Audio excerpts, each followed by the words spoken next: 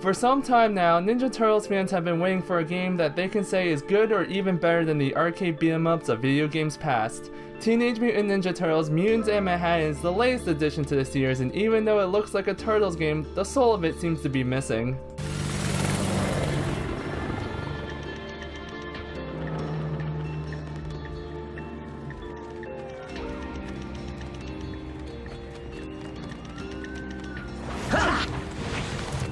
Made by Platinum Games, this was supposed to be their interpretation of what the Ninja Turtles were. Graphically, they decided for a cel-shaded comic book look, which looks really nice. Shadows, on the other hand, looked unpolished, with anti-aliasing being very prominent on the shadows of buildings, trees, and any large object. There is also the issue of being locked at 30 FPS for what could be performance issues at 60 FPS. For what it's worth, the game does run smooth at 30 FPS.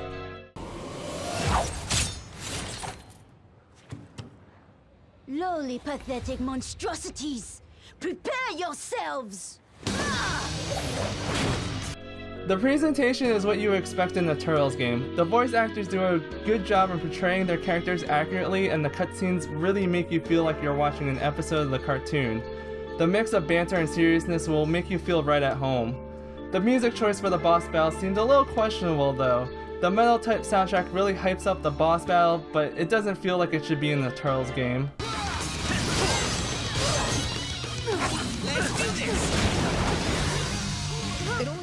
The controls are pretty good and respond like they should. Gliding, running, climbing up walls Spider-Man style work very well. If you are not happy with the default controls, you can choose from 3 other presets that will at least help you hit those special attacks better.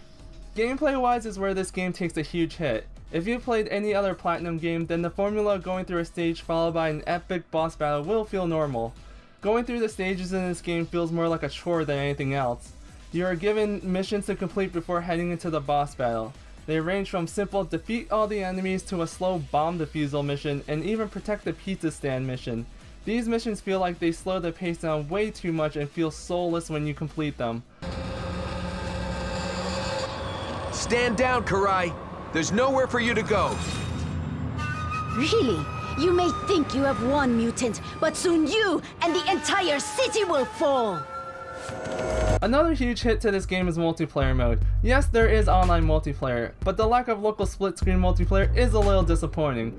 Local multiplayer would have been perfect for this kind of game, especially when you're facing off against the bosses. This could have been removed because of performance issues when splitting the screen, which is understandable.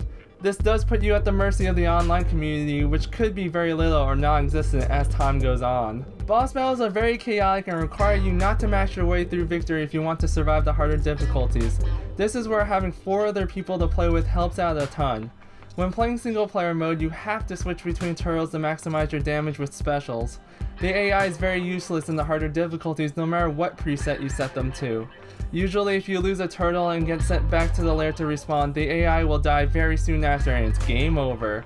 This micromanaging can add a ton more frustration when facing off against the bosses. At the end of a stage, you can level up your specials and assign charms to help each turtle out in battle. Charms feel like they make no difference in the game and feel like an afterthought. Specials kinda feel soulless since you can equip any special to any turtle. Although each turtle is unique when it comes to their normal moves and playstyle, it would have been nice to have them have a unique set of specials as well.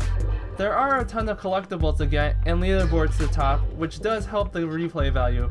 If you are into stats, the game will log your best score and letter grade for each stage on each difficulty.